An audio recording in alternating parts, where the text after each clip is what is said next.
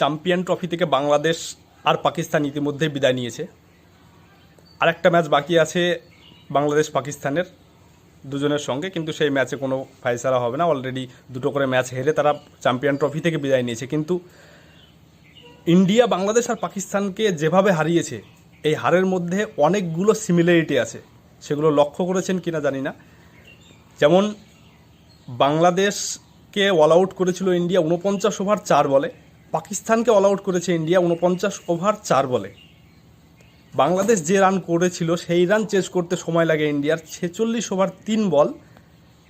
পাকিস্তান যে রান করেছিল সেই রান চেস করতে সময় লাগে কিন্তু 42 ওভার 3 বল। ওভারটা একটু আলাদা হলেও বলের সিমিলারিটি আছে, 46 ওভার 3 বল, 42 ওভার 3 বল। আর পাকিস্তানের রান চেস করতে গিয়ে উইকেট হারায় 4খানা। বাংলাদেশ যে রান করেছিল সেই রান চেস করতে গিয়েও কিন্তু উইকেট হারায় 4খানা। অর্থাৎ বাংলাদেশের সঙ্গেও ইন্ডিয়া 6 উইকেটে যেতে, পাকিস্তানের সঙ্গেও ইন্ডিয়া কিন্তু 6 উইকেটে যেতে। যে 4 উইকেট হারায় বাংলাদেশের সঙ্গে খেলতে গিয়ে ইন্ডিয়া, সেই 4 উইকেটের মধ্যে কিন্তু 2টো উইকেট রিশাদ হাসান, মুস্তাফিজুর আর তাসকিন যথাক্রমে একটি করে উইকেট নিয়েছেন। পাকিস্তানের ক্ষেত্রেও কিন্তু একই।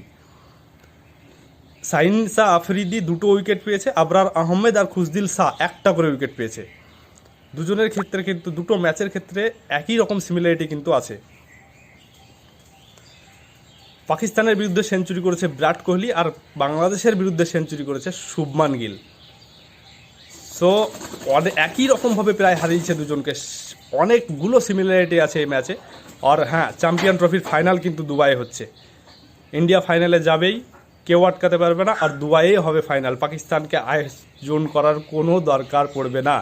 চ্যাম্পিয়ন ট্রফির ফাইনালের আয়োজন করার আশা করি কোনো দরকার পড়বে না। ফাইনাল দুবাইয়েই হচ্ছে।